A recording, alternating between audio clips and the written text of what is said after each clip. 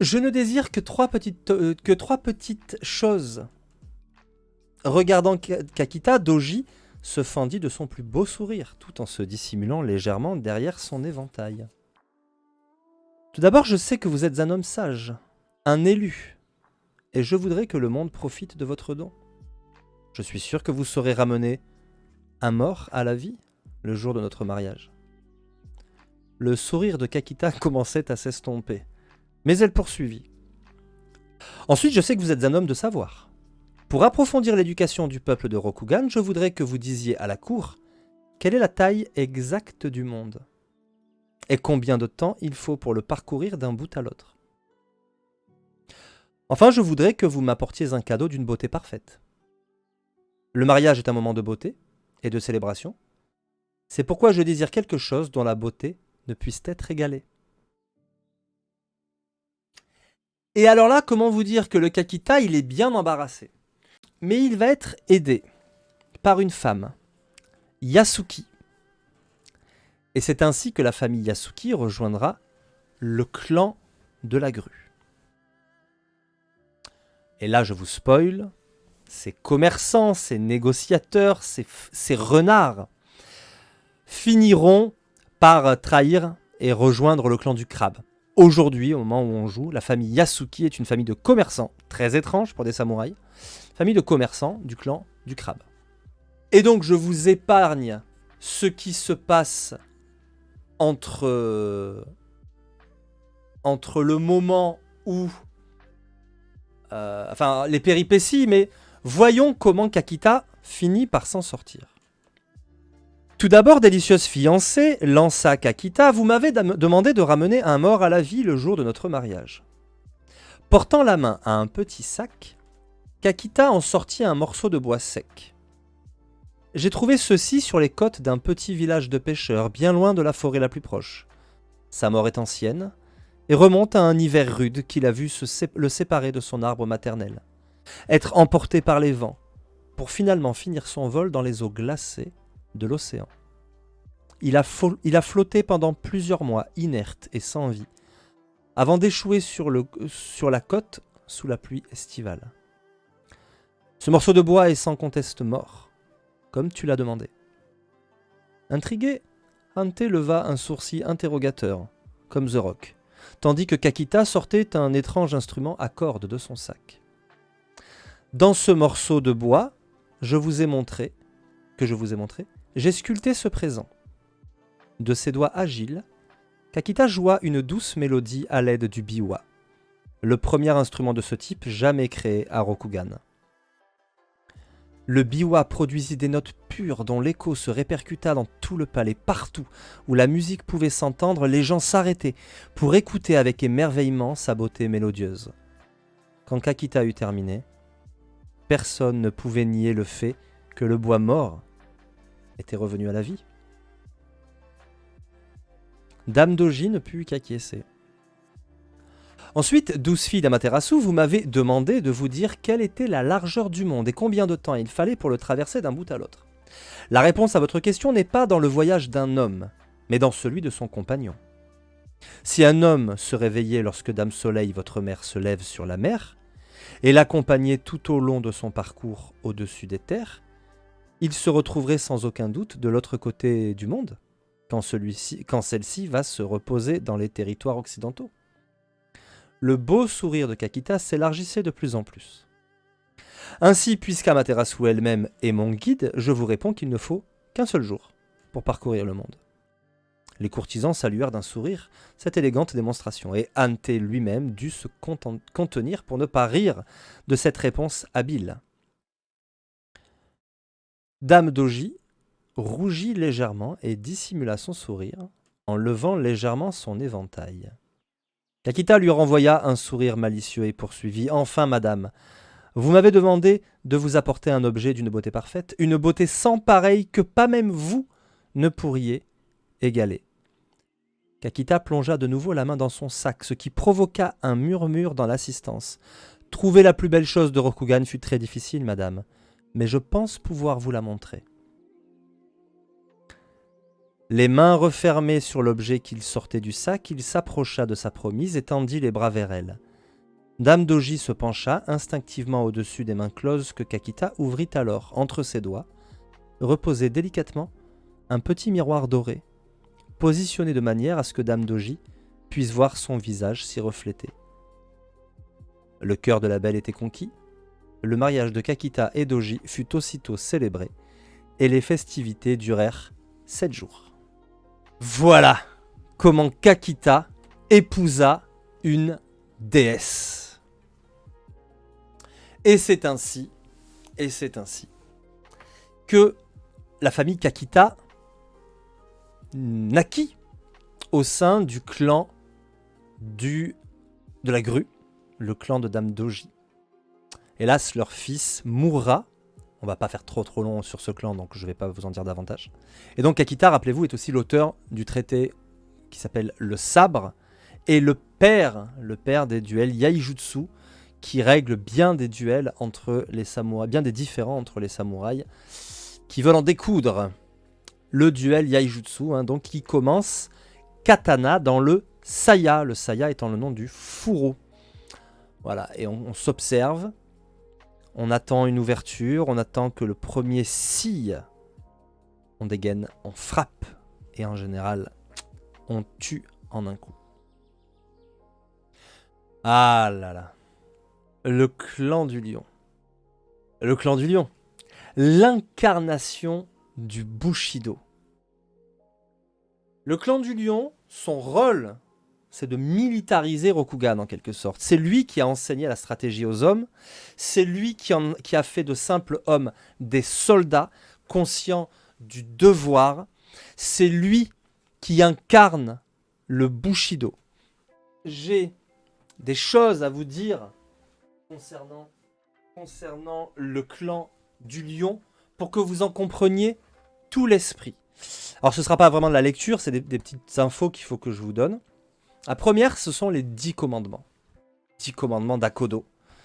Et vous verrez que c'est un peu l'art de la guerre, version Bushido. Le Hagakure plus exactement, plutôt que l'art de la guerre. L'art de la guerre, ce serait un autre clan. Premier commandement. Emportez toujours un texte avec vous. Quand vous n'avez rien d'autre à faire, lisez. L'esprit doit être aussi affûté que le corps. Deuxième commandement. Quand votre Seigneur vous appelle, ça c'est très Hagakure, courez vers lui, jetez-vous à ses pieds et prononcez son nom avec puissance et fierté. Proclamez votre loyauté à son égard en criant à vous irriter la gorge. Soyez convaincus de votre loyauté car si vous ne l'êtes pas, votre Seigneur n'en sera pas convaincu. 3. Ayez toujours votre sabre à proximité, propre, prêt à servir. Manquer de respect à votre sabre revient à manquer de respect à votre Seigneur. 4. Ayez des serviteurs si vous en avez besoin, mais uniquement dans ce cas. Si des réparations doivent être effectuées dans votre maison, faites-les vous-même.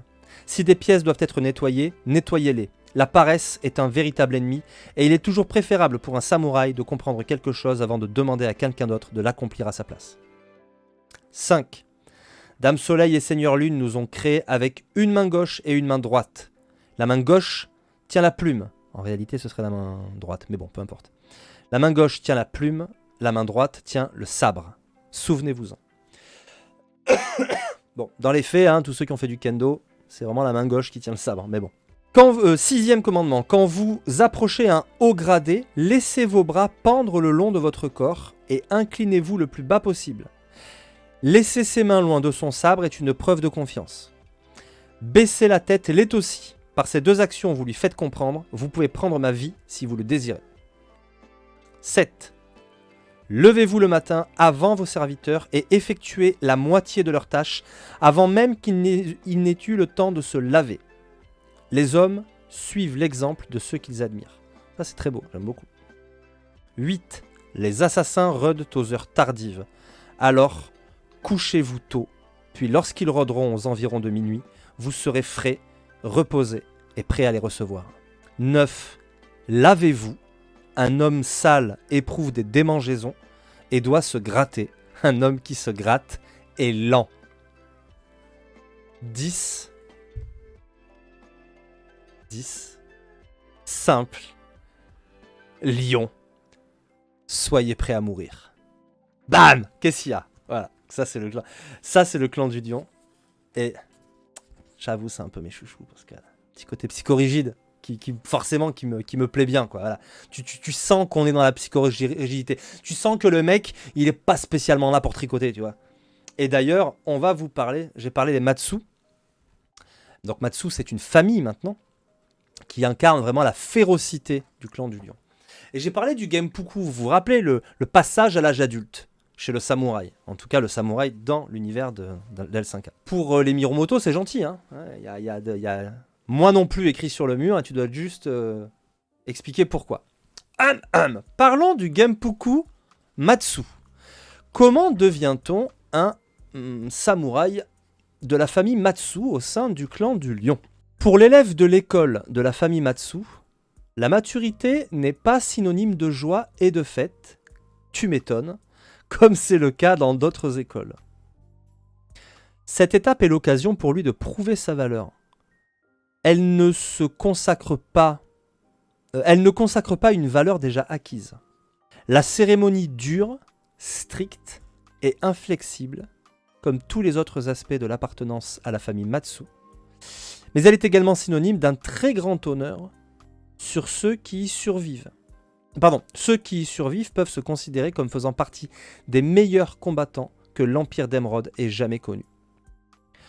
Au sein de la famille Matsu, la cérémonie du Genpuku consiste en une série d'épreuves, dont chacune est destinée à éprouver l'un des traits de caractère de l'élève. Les premières épreuves concernent ses qualités de combattant et sont, ironiquement, les plus faciles qu'il aura à subir. Le candidat doit réciter les principes du commandement d'Akodo, qu'on vient de voir. Ça va.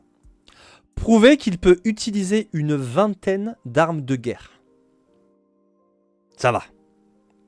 Ça va. Vas-y avec les points de personnage d'ailleurs. Hein. Gaffe-toi à la création pour faire ça. Mais bon, passons. Couper en 4 une grenade à l'aide d'un katana avant qu'elle ne touche le sol. Là, ça va. Là, vous vous dites quoi? C'est ça le Genpuku Matsu? T'inquiète, ça arrive. Pour éprouver son endurance, le candidat subit 400 coups d'une baguette en bambou.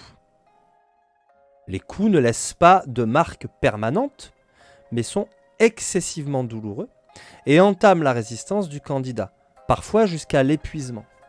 Le candidat est censé rester debout et conscient durant l'épreuve. S'il n'y parvenait pas, le déshonneur et donc le seppuku l'attendent. Ça, c'est le jour 1. Là, t'es bien. En général, après 400 coups de bambou, t'es bien. Je peux vous dire, moi, j'ai pris 1 ou 2 coups de shinaï. Je suis pas chaud pour en prendre 400. L'épreuve suivante. Voilà, là, t'as passé une bonne nuit. Jour 2. L'épreuve suivante s'adresse à la patience et la sagesse du candidat et vise à éprouver sa capacité à mettre de côté ses propres besoins si le sort du clan l'exige. Le candidat doit jeûner pendant 3 jours au milieu de plats fumants et méditer pendant cette période sur la vision de l'honneur du clan du lion et sur son devoir qui est de toujours le protéger. 3 jours de jeûne au milieu de la bouffe. Sans dodo, hein, que dormir c'est pour les faibles. À l'issue du jeûne, on lui donne un bol de gruau qu'il doit absorber jusqu'à la dernière goutte, toujours cerné de plats très tentants. Par ce geste, il marque qu'il apprécie le soutien du clan et fait la preuve qu'il n'exigera jamais du clan du lion plus qu'il ne lui est dû. Enfin, on applique sur la peau du candidat un tisonnier chauffé à blanc, ayant la forme de la crinière de Matsu, qui creuse douloureusement son épiderme et le distingue à jamais en tant que membre de la famille Matsu. Cela ne dure que de 10 à 15 secondes. Donc, je vous imaginez du fer chauffé à blanc, 10-15 secondes. Mais la douleur de l'épreuve est insupportable et dure bien longtemps après que le fer n'est plus au contact de la peau du candidat. Inutile de préciser que le candidat n'est autorisé ni à bouger, ni à crier ou à émettre la moindre plainte durant cette épreuve. Si c'était le cas, il recevrait l'autorisation de se servir de son daisho une seule et unique fois pour se faire seppuku. Toi aussi, deviens Matsu. Voilà, on nous dit que le candidat passe avec succès toutes les épreuves, sa cicatrice devient le symbole de son nouveau statut et le symbole inaltérable de sa fierté. Seuls ceux qui portent cette marque peuvent être considérés comme égaux sur le champ de bataille, car ils sont les seuls à avoir réussi l'épreuve initiatique. L'endroit précis où est apposée cette marque dépend des capacités particulières de chaque samouraï et vise en outre à représenter sa place dans le cycle cosmique de l'univers. Demander à un membre de la famille Matsu où se trouve cette marque est une insulte, de même que mettre en doute ses compétences de combattant. Et rares sont les membres de cette famille qui laissent subsister longtemps la source de l'insulte faite à leur honneur. Un petit peu sur du facho de l'extrême, hein, je vous le cache pas, hein, on est dans ce délire. Mais je vous ai expliqué comment j'avais moi-même une espèce de sainte fascination. Alors non pas pour les fachos, je vous rassure, mais pour les fanatiques. Parce que je trouve que y a quelque chose d'inspirant dans l'absolu recherché par le fanatique. Voilà. Donc les Matsu, comment vous dire, ils y vont pas avec le dos de la petite cuillère qui n'amasse pas mousse. Hein, ça c'est juste une petite image pour l'ambiance du clan du lion, quoi. Gros éventail, déjà même l'éventail quand il te le met dans la face, a priori tu regrettes de t'être moqué de son éventail. Et voilà quoi, on n'est pas spécialement là pour tricoter, quoi. Ils vont pas avec le dos de la crémière, exactement, Dark Pampa. Je vous dis vite fait un mot de Matsutsuko, l'actuel daimyo de la famille Matsu. Bon, elle est pas là pour acheter du terrain. Voilà, elle est réputée pour être un peu la réincarnation, ce qui existe hein, comme délire, mais vraiment la digne héritière de Matsu, première du nom. Donc elle kiffe moyen les guidis. Voilà, vous serez prévenus. Le clan du Phénix. Alors le clan du Phénix, il n'y a pas de lecture, mais je dois juste revenir sur quelque chose d'hyper important. Le clan du Phénix, donc fondé par Shiba, un clan de sages, d'observateurs, un clan plutôt pacifiste, donc qui est aujourd'hui dirigé, excusez le vieux dessin, mais regardez, il a le même nœud que moi, un très beau nœud Yaido sur son hakama. C'est Shiba Ujimitsu, l'actuel champion du clan du Phénix. La chose un peu étrange, c'est que les Phénix, le champion du clan, c'est pas vraiment lui le patron. Vous vous rappelez du mec chelou, Isawa, là je vais vous remontrer l'image très très vite. On remonte le temps, vitesse grand V. Lui là, le gars chelou, premier magicien. En fait, il est le chef d'une tribu, la tribu Isawa, qui vit dans les montagnes où l'empereur a dit au moment où, vous savez, après les 7 tonnerres, quand il explique à chacun, à chaque kami, bah toi tu vas faire ça, toi tu vas faire ça, il entérine en fait, hein, il n'est pas mauvais dans son choix, hein, il ne fait que faire ce qu'ils savent déjà faire. Eh ben, il l'envoie, lui, au nord des terres. Et là-bas, y a une tribu qui vit, en fait. Et cette tribu, c'est la tribu d'Isawa. Et Isawa, non seulement il gère la magie, puis il l'a apprise aux siens. Et donc, on a un peu les seules personnes qui gèrent la magie, qu'on appelle des Shugenja. Et lui, il dit, oulala, ça a l'air bien, ça. Et en fait, il lui dit, bah écoute, tu tombes bien, parce que justement, là, en ce moment, on se fait tanner le pion par des gars... Oui, d'ailleurs, petit problème de temporalité, mais c'est pas grave, vous aurez compris. Petit problème de temporalité... Hop, attention, je rebranche mes neurones, ça y est. On a un petit problème avec un gars qui nous envoie des hordes de créatures très très méchantes, et j'aimerais bien que tu viennes nous filer un coup de main, parce que la magie, ça pourrait nous aider. Et Isawa, il dit, ouais, flemme. Si, mais en plus, ce serait même bien que tu sois un tonnerre. Tonnerre de ton clan, mais depuis quand j'appartiens à ton clan? Oui, alors justement à ce propos, ce serait bien que tu rejoignes mon clan. Non, flemme, vraiment flemme. Et là, Shiba fait quelque chose qu'il est le seul à pouvoir faire, parce qu'il est le seul à avoir suffisamment d'humilité. C'est un dieu. Et il s'agenouille devant Isawa. Bon. Isawa dit arrête. Bon. Ok. Mais à une condition. Moi, je vais partir, je vais faire ton tonnerre. Je rejoins ton clan. Ma famille rejoint ton clan. Mais tu nous protèges quand même. Tu protèges ma famille, etc. Tu sais que la magie, bon, tout le monde n'est pas forcément chaud. Donc tu nous protèges nos secrets. Notre magie, elle te servira. Par contre, on aura un peu des chefs aussi. Hein, ça s'appellera le Conseil des 5. Et en fait, chaque élément sera représenté par un Tensai, un Shugenja spécialiste de cet élément. Et pour tout ce qui est magie, etc., on t'écoute pas. C'est OK. Et Shiba, qui est au désarroi, dit ben vas-y, ok. Et il est malin, parce qu'il se retrouve avec le premier clan à posséder de la magie. Et son humilité lui aura au moins valu ça. Et la famille Isawa possède incontestablement les meilleurs Shugenja de tout l'Empire, bien que les Asaina, qui sont les Shugenja du clan de la grue, dont on n'a pas trop parlé, descendent directement des Isawa. Et globalement, quand on fouille un peu, en fait, bah, c'est de Isawa que sont partis. Maintenant, vous avez des Shugenja dans tous les clans, ils ont tous un peu leurs petites particularités, mais on va pas rentrer dans les détails. Si ce n'est que les lions, si on peut dire un truc important, c'est que les lions font appel non pas aux éléments, enfin ils peuvent, hein, comme tout le monde, mais ils ont des Sodan Senzo. Il y a des trucs qui me reviennent alors que ça fait un moment que j'ai pas vu ce nom-là. Qui sont des Shugenja qui font appel au pouvoir des ancêtres. Ils appellent les ancêtres pour la magie. Parce que les ancêtres sont extrêmement importants. Il y a le hall des ancêtres à Kyuden, Akodo, le palais du clan Akodo. Shiro Akodo, je sais plus. Et Shiba Ujimitsu.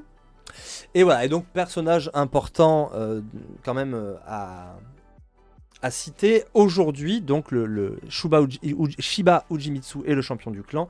Mais vous avez compris qu'en fait les darons, c'est les 5 maîtres des éléments. Donc le conseil des 5. Et Isawa Tadaka, je vous le montre parce qu'il est stylé, il a un look à la Raiden. Et des sodas sans eau, c'est ça Radio Cobra. Et c'est le maître de la terre. Et il a un rôle un peu particulier, il est assez stylé, assez important. Et il est notamment fasciné par la lutte contre l'outre-monde. Et donc il va souvent voir le mec qu'on voit derrière, qui est Kuni Yori, le chef des Shugenja du clan du crabe, et qui sont forcément tournés vers l'outre-monde et la magie pour lutter contre l'outre-monde. Le clan de la Kirin. Ah, le clan de la Kirin. Au moment de répartir les rôles, Ida, tu vas protéger la muraille. Tu vas nous protéger contre l'outre-monde. Akodo, tu vas militariser les humains. Doji, tu vas les civiliser. Togashi, tu vas méditer dans ta montagne, parce que toi, je comprends rien à ce que tu dis, de toute façon, quand tu parles. Shiba, tu vas être l'archiviste. Tu vas noter tout ce qui se passe, chroniquer tout ce qui se passe dans notre empire. Et puis, tu géreras aussi tes magiciens chelous, là, pour qu'ils fassent pas n'importe quoi. Voilà, ça c'est pas mal. Alors, qu'est-ce qu'il me reste? Crabe, dragon, lion, grue, phénix. Il m'en reste 2. Shinjo, toi tu vas... Non, pardon, moi je me casse en fait. Shinjo, elle est vraiment blessée par la rencontre avec son frère Fuling. Elle aimait son frère. Et surtout, elle est blessée parce qu'ils ont vécu. Et donc, elle va dire, parce qu'on a été trop peu vigilant, une menace est venue du sud et nous a réduit, et a failli nous réduire à néant. Moi, je vais voir ce qu'il y a au-delà de nos frontières nord, par-delà les montagnes. Et j'irai aussi voir ce qui se passe à l'ouest. Je veux savoir ce qu'il y a au-delà de nos terres et ce qu'on risque. Shinjo s'en va. Elle part au-delà des montagnes, au nord-ouest en fait, et elle disparaît. Elle disparaît 800 ans, les amis, pour une véritable odyssée. Au point que quand son clan revient, imaginez un look à l'époque un peu mongol. On ne les reconnaît pas. Et on ne les reconnaît pas et ils sont même attaqués. Ils sont attaqués par les crabes parce que comme ils arrivent du sud, ils ont fait un grand tour, ils arrivent du sud, les crabes se disent là, ça vient de l'outre-monde, on les meule. Et donc ils doivent ils reviennent chez eux après avoir vécu l'enfer. Ça je veux pas vous spoiler parce que vraiment pour les maîtres des jeux qui voudraient s'y intéresser, allez lire dans le livre du clan de la licorne le récit du voyage de Shinjo, c'est génial. Et elle revient, enfin non, elle est morte depuis longtemps, mais en tout cas, donc ses descendants reviennent et ils finissent par se faire accepter, mais bon, c'est bien compliqué. Et en plus, voilà, ils doivent se battre avec les crabes. Après, ils vont se battre avec les lions parce que l'emplacement historique de leur terre, c'est plutôt là, et les lions, bah, ils sont bien installés largement au-delà de leurs propres frontières. Bref, la grue, bien maline, hein, quand ils voient les chevaux, parce qu'il n'y a que du poney à Rokugan, du gros poney bien épais, vous voyez, bah, eux, ils arrivent avec des pur sang arabes, quoi, avec des montures incroyables. Et donc, le clan de la Kirin est devenu le clan de la licorne. Aujourd'hui, les meilleurs cavaliers de l'Empire, dirigés par Shinjo Yokatsu et par la Otaku Kamoko, qui est aujourd'hui la descendante d'Otaku et qui est la chef des Vierges de bataille, une unité d'élite de femmes qui refusent le mariage et qui ne se concentrent que sur le combat. Dans cette unité montée et des cavalières de folie que sont les Vierges de bataille. Et nous allons terminer avec le plus gros morceau. Quand Bayushi vient voir son frère, il lui dit « Alors, qu'est-ce que tu m'as préparé? Moi, c'est quoi mon rôle en fait ?» Ante est assez embarrassé. Ante va lui dire « Ah, alors, j'ai une nouvelle, ça va pas t'enchanter. » Bayushi est surpris. Tiens donc, que se passe-t-il? Pourquoi? Eh oui, parce qu'en fait, tu vois, tous les trucs bien dégueulasses, l'espionnage, le vol, l'assassinat, tu vois, j'ai pas le droit de faire moi ça. Les poisons, les explosifs, tu vois, on peut pas toucher. C'est pas très honorable. Et moi, si je touche à ça, je suis déshonoré. Eh ben, tu vas le faire toi. Et Bayushi, contrairement à ce qu'on pourrait croire aujourd'hui, parce que beaucoup pensent que c'est le clan de méchants, Bayushi est abattu. Au point qu'il demande à son frère « Pourquoi moi? Je vais pourrir mon honneur pour que tu gardes les mains propres. Pourquoi moi ?» L'empereur lui répond, c'est simple. Ida est trop stupide. Il manque de finesse. Dame Doji, elle serait convaincue qu'elle se salirait les plumes. Elle n'accepterait jamais. Shinjo, elle est partie. Togashi, qu'est-ce que tu veux lui demander? De toute façon, je comprends rien à ce qu'il raconte. Shiba, je ne lui fais pas confiance. Reste qui? Bayushi lui dit, et Akodo, c'est le plus loyal, c'est le plus fidèle. Et l'empereur répond cette phrase incroyable. Il manque de courage. Ce qui me tue, parce que j'adore les lions. Mais ce qu'il veut dire, c'est que il est effectivement très courageux, mais il n'a pas le courage nécessaire à abandonner et à salir son honneur pour servir l'Empire. Il n'a pas le courage d'aller jusque-là. Voilà le rôle de Bayushi qui aurait pu être empereur. Bayushi, avec Ida, est le premier à avoir rencontré Shinsei. Pendant que Ida combattait Shinjo, Bayushi observait le combat et pensait à la suite. Shinsei lui dit « Je vais te raconter une histoire. Il était une fois une petite grenouille. » Bayushi sourit. « Je connais cette histoire. Es-tu sûr? » Il était une fois une petite grenouille. Dans une mare, un scorpion s'approcha de cette grenouille et lui dit « Laisse-moi monter sur ton dos. » Bayushi s'impatiente. « Je connais cette histoire. » « Es-tu vraiment sûr? » petite grenouille, laisse-moi monter sur ton dos.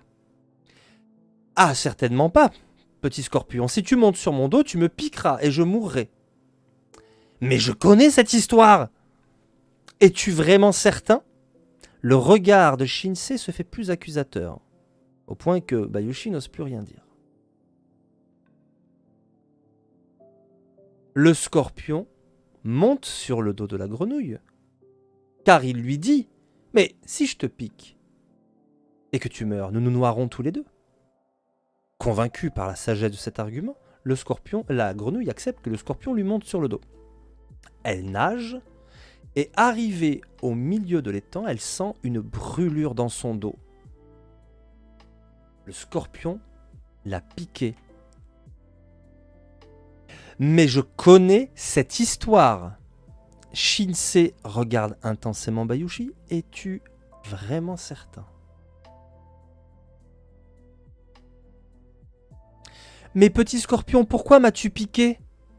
Maintenant, nous allons nous noyer tous les deux. Shinsei regarde Bayushi pour voir si Bayushi va se plaindre, mais Bayushi n'en fait rien. Mais petite grenouille, reprend le scorpion, je sais nager. Sur le visage de Bayushi s'esquisse un sourire. J'ai compris, petit homme. Et il se mange un coup de bâton en travers de la tronche qui lui fend la lèvre et fait couler le sang sur le sol. Pourquoi m'as-tu frappé, petit maître? Eh bien, entre tes yeux qui disaient quelque chose et ton sourire qui disait autre chose, je ne pouvais récompenser les deux, alors j'ai choisi ton visage de menteur. Cette fois-ci, le sourire de Bayushi fut plus sincère. Il arracha un morceau de son kimono, le plaça sur son visage. Ainsi naquit l'habitude, pour tous les scorpions, de se masquer, pour que leurs émotions ne les trahissent pas. Et Bayushi va prendre part au combat et va perdre, volontairement. Car toute la force du scorpion réside dans le fait qu'on le croit faible. Laisser Shiba gagner, c'est persuader les autres qu'il y a un espoir, que quelqu'un de suffisamment intelligent pourra vaincre le scorpion. Sans cette espérance, le scorpion aurait été écrasé sous le talon des autres. Le clan du scorpion est le clan des secrets. Il est sous la coupe de Bayoshi Shoju, le maître des secrets. On dit que si vous avez un secret, il y a forcément un scorpion quelque part qui connaît ce secret. C'est le clan de la loyauté, le clan le plus soudé, tant ils sont haïs par les autres, pour le manquement à l'honneur pourtant bien nécessaire qu'ils représentent. Et chaque fois qu'un scorpion meurt en disant « J'aurai ma revanche », tu mourras et ta famille mourra. Vous pouvez être sûr qu'il y a un scorpion quelque part qui entend cette promesse et qui fera en sorte qu'elle soit exaucée. Le clan du scorpion est le maître du poison, de l'assassinat. Il maîtrise le pendant étiquette de l'honneur dont je vous parlais tout à l'heure, mais le Bushido n'est pas pour eux. La fin justifie les moyens. Après, mieux vaut ne pas le faire sous les regards. Mais ils sont là pour renseigner l'empereur. D'ailleurs, la femme de Bayushi Shoju, dont on dit qu'elle est la plus belle femme de l'Empire, il y a d'ailleurs plein d'illustrations, c'est un personnage phare vraiment de l'univers, c'est Bayushi Kachiko qui conseille l'empereur, elle est conseillère de l'empereur. Elle connaît tous les secrets et donc l'empereur connaît tous les secrets. L'empereur de ces 7 clans majeurs, dont vous voyez ici à chaque fois la représentation d'un Bushi, le guerrier, et d'un Shugenja, le magicien. Je vous laisse un peu le temps de voir. L'empereur, aujourd'hui, de ces 7 clans majeurs, c'est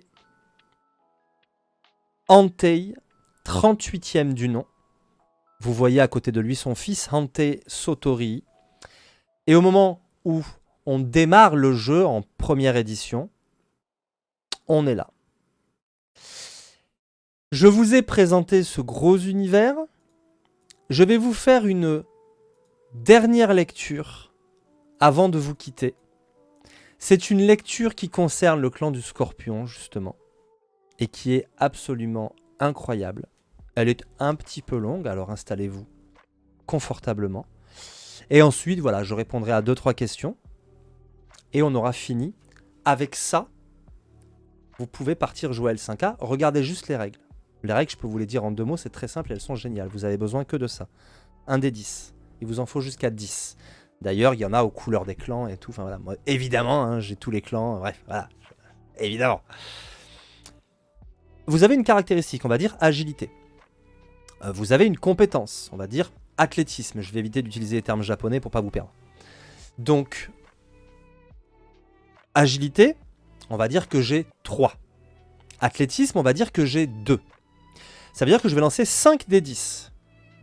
Mais je ne vais garder que l'agilité. J'ai dit que j'avais 3, donc je vais garder 3 dés. Et évidemment, je vais garder les 3 meilleurs. Pas toujours. Il y a de rares circonstances où je peux décider de ne pas garder les meilleurs. Voilà, on fait la somme des 3 dés restants. Là, par exemple, je lance mes 5 dés. Donc, j'ai fait 6 et 7. Je fais 2 et 3. Et je fais 5 et 1. C'est pas génial. Non, 6. Voilà. Donc, je fais 6 et 6, 12 et 7, 19. Voilà. Si la difficulté était de 15, j'ai réussi. Si elle était de 20, j'ai raté. Il faut faire autant ou plus que la difficulté fixée par le maître des jeux. La moyenne étant à 15. Si ça avait été 20, bah vous voyez, j'aurais raté. Les 10 explosent. Déjà, c'est un premier truc qui est sexy, c'est que même quand vous n'êtes pas très fort, eh ben en fait, un 10 peut tout changer. Donc quand on fait 10, on relance et on ajoute. Et l'autre chose hyper importante et qui m'a vraiment fait kiffer le jeu, vous pouvez choisir librement d'augmenter la difficulté. Là, elle était à 15, j'aurais pu prendre une augmentation et la faire passer à 20. J'aurais pu prendre 2 augmentations et la faire passer à 25. Mais alors vous me direz, mais pourquoi faire? Pourquoi je vais rendre le jet plus difficile? Parce que si je réussis mieux. Et notamment quand on est un petit Kakita. Si je réussis mieux en public, je peux gagner de la gloire. Voire de l'honneur suivant la compétence que j'utilise. Donc je peux faire ça, c'est-à-dire que je peux prendre des augmentations, me mettre dans la sauce juste pour le style. On peut aussi, quand on combat, augmenter les dégâts, être plus précis, ce genre de choses. Mais on peut prendre des augmentations librement. Donc ça devient plus dur. Et si on rate, on rate. J'adore. Voilà. Après, il y a des petites subtilités, mais on s'en fout. Voilà, vous avez la base. Donc là, avec ça, vous pouvez jouer à L5A, vous créez des samouraïs de chaque clan. Voilà. Vous en connaissez beaucoup plus sur le lore que plein de gens qui jouent. Après, il faut aller mettre le nez dans les écoles. Voilà, chaque clan a son école de combattants. Ça aussi, gros succès. Parce que vous êtes un Kakita, vous êtes un dueliste hors pair, mais vous êtes un crabe, vous encaissez comme jamais, vous êtes un lion, vous êtes dans la stratégie et la finesse, vous êtes une licorne, vous êtes imbattable à cheval, etc. J'aime énormément voilà, cette proposition. Allez, j'ai dit que je finissais par une histoire. Le livre du clan du Scorpion, les amis, est une mine. Il y a les Shinriko, les petites vérités, des petites phrases aussi, mais propres au clan du Scorpion. Il y a des fables, il y a une fable pour chaque clan. Le scorpion et la grue, le scorpion et le lion, le scorpion, voilà, ça c'est vraiment super. Et il y a aussi pour vaincre, j'aime beaucoup. Pour vaincre un lion, étudier la technique de son grand-père. Pour vaincre un phénix, forcez-le à combattre. Voilà, ça j'aime énormément, voilà. C'est vraiment, vraiment très très bien pensé. Et il y a cette histoire. Extrait du célèbre roman Hiver de Kakita Ryoku. C'est moi qui avais posé la question, et aujourd'hui, j'aurais préféré ne l'avoir jamais posée. Si j'avais eu toute ma tête, j'en aurais compris la portée. Mais le saké m'avait embrumé l'esprit. Et la présence à mes côtés des hommes les plus puissants de Rokugan n'avait pas, je dois l'admettre, faciliter les choses. Alors, demandai-je, quelle est la plus importante vertu pour un samouraï ? Bien évidemment, tout le monde s'intéressa à moi, après que j'eus parlé. Ida Junuro, le daimyo du clan du crabe, fut le premier à répondre.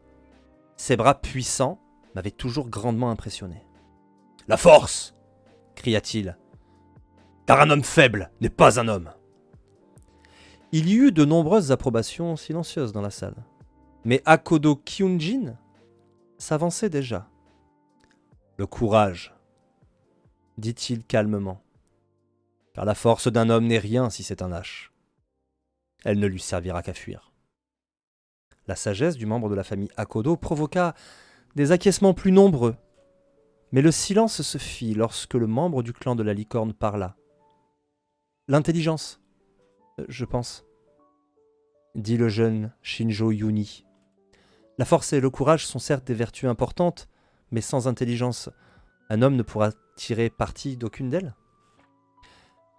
Puis d'une façon soudaine, une voix calme s'éleva au-dessus de la foule. Je ne l'entendis presque pas, lorsque l'intervenant lâcha dans un souffle la loyauté. Tous se tournèrent et découvrirent Bayushi Ujiro, debout, dans un coin de la pièce, piochant quelques sashimi frais sur une table. Car si un homme est déloyal, toutes ses vertus ne servent que ses ennemis. Le temps sembla s'arrêter un instant, tandis que chacun des daimyos présents acquiesçait. Le dernier à approuver la réponse de la tête fut, bien sûr, celui du clan du crabe. « Pah !» cracha-t-il à travers sa barbe fournie. « Qu'est-ce qu'un membre du clan du scorpion peut bien savoir de la loyauté ?» Son rire bien trop fort me mit mal à l'aise, et je me souvins que ma nourrice m'avait dit que rire d'un membre du clan du scorpion était toujours synonyme de mauvais présage. Ujiro sourit sous son masque, un masque magnifique, tout en volute de fumée et en entrelacs de flammes, qui ne laissait apparaître que ses yeux et sa bouche.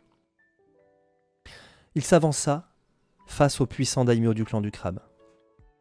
« Seriez-vous prêt à éprouver la sincérité de ma réponse ?» Aux côtés de Ida Junaro, Ujiro paraissait bien frêle, mais le membre du clan du scorpion ne sia pas. Junuro regarda Ujiro et dit « Un seul homme du clan du crabe vaudra toujours 1 millier d'hommes du clan du scorpion. » Ujiro acquiesça, peut-être dans l'outre-monde. Il se détourna, fit 3 pas, puis se retourna vers Ida Junuro. « Mais pas ici, pas à la cour d'hiver de notre charmante hôtesse. » Il me lança un sourire terriblement séduisant et je rougis à la pensée de ce que pouvait bien cacher ce masque. Très bien, alors éprouvons la valeur respective de nos samouraïs ici. Ujiro fut au centre de la salle en quelques grandes enjambées, sa robe écarlate voletant autour de lui comme les flammes de son masque. Lequel d'entre vous est prêt à éprouver la valeur de ces samouraïs contre les miens ? Quel est l'objet de l'épreuve ? Demanda Shinjo Yuni. Leur loyauté, bien sûr, répliqua Ujiro. N'est-ce pas là la première vertu des samouraïs ? Demanda-t-il en regardant Akodo Kyunjin. Une manœuvre habile car il savait comment allait répondre l'homme du clan du lion. La loyauté des membres du clan du lion est sans faille. C'est ce que j'ai entendu dire, dit-il d'une voix qui n'était pas exempte d'une pointe de sarcasme. Mais êtes-vous prêt à l'éprouver ? Je le suis, dit le représentant du clan du crabe. Tout comme moi, dit celui du clan de la licorne. Mais Kyunjin dévisageait Ujiro avec curiosité, soupçonnant, je suppose, un quelconque piège. Ne balancez pas trop longtemps, Akodo-san. Dame Ryoku nous regarde. Il se tourna ensuite vers moi, son sourire diabolique, accentué par la lueur des bougies. Et vous consignerez tout ceci dans votre journal, n'est-ce pas, madame ? Je souris, bien évidemment. Il s'éloigna de moi et revint vers les différents daimyos. Vous avez entendu, mes amis, nous savons tous que notre hôtesse publiera son journal au printemps, et nous ne désirons pas que l'ensemble de Rokugan nous prenne pour des fats. Il fit une pause et regarda Akodo Kyunjin. N'est-ce pas? Les samouraïs n'ont rien à prouver, dit Kyunjin. Ujiro s'inclina devant lui. Fort bien, j'avais toujours entendu dire que les membres du clan du lion existaient par leurs actes, et non par leurs paroles. Kyunjin acquiesça. Aïe. Très bien, voyons donc si les actes de vos Yojimbo sont en accord avec vos paroles. Kyunjin hésita, et durant un court instant, je crus voir sa main chercher son wakizashi. Puis il s'inclina légèrement et répondit courtoisement. Très bien. Parfait. Ujiro repoussa rapidement les courtisans de chaque côté de la salle, puis il aligna les daimyo contre le mur, faisant face à la porte. Nous voici donc au moment de l'épreuve. Chacun de nous va appeler son Yojimbo, puis il lui donnera un ordre. Quel ordre? Demandai-je enchanté que tout cela se déroule à ma cour. Ujiro sourit. Vous le découvrirez quand entrera mon Yojimbo, Shunsen. Puis chacun d'entre vous fera de même. Le Yojimbo qui hésitera ou qui désobéira sera disqualifié. Sommes-nous tous d'accord?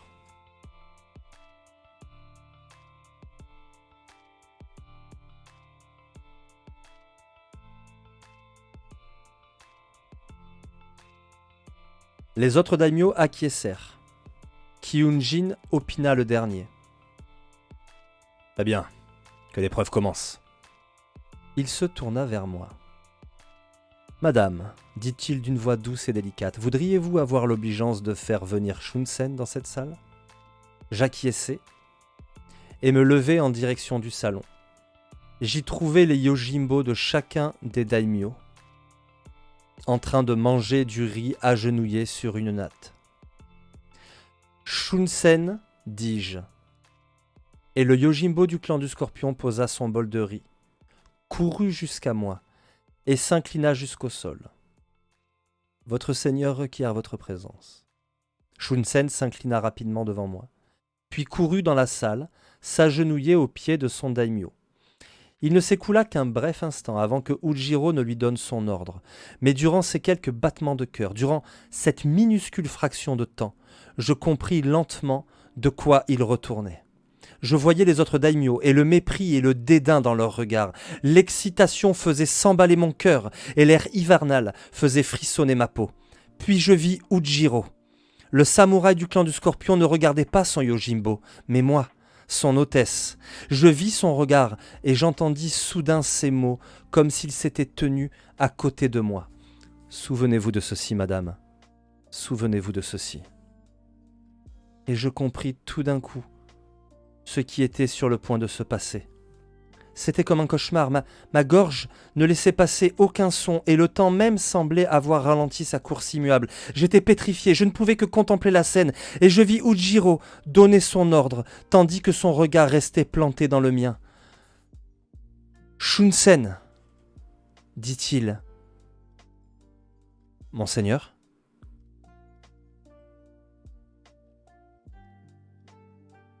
Tue-moi. Le Yojimbo n'eut aucune hésitation.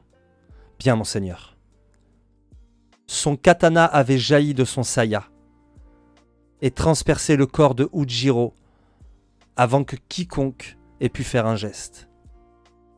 Le samouraï du clan du Scorpion s'écroula et son sang éclaboussa les autres daimyo. Puis d'un même mouvement, Shunsen tomba à genoux, lâcha son katana, dégaina son wakizashi et s'affala dessus. Ce n'est que peu de temps après les derniers spasmes du Yojimbo que les premiers cris se firent entendre. Les autres daimyo étaient immobiles et contemplaient la dépouille ensanglantée de Ujiro. Et alors que je retrouvais lentement mes esprits, je n'avais que deux choses en tête. La voix de Ujiro me disant de me souvenir, le fait que ma question était la cause de sa mort. Et voilà les amis, comment ni la grue, ni le crabe, ni la licorne et ni le lion n'eurent plus rien à redire.